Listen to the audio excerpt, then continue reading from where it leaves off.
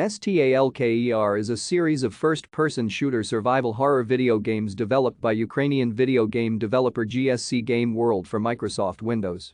The games are set in the area surrounding the Chernobyl disaster site, colloquially known as the Zone, in an alternative reality where a second explosion occurs at the Chernobyl Nuclear Power Plant some time after the first and causes strange changes in the area around it.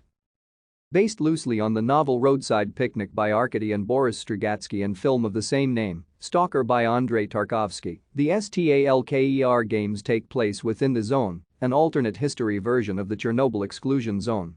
In the world of the games, experimental labs were made in the exclusion zone which allowed scientists to experiment with psychic abilities which arose following the disaster. Their experimentation resulted in a second disaster, causing physical and meteorological phenomena to manifest throughout the zone, as well as the mutation of fauna and some humans. Thank you for watching.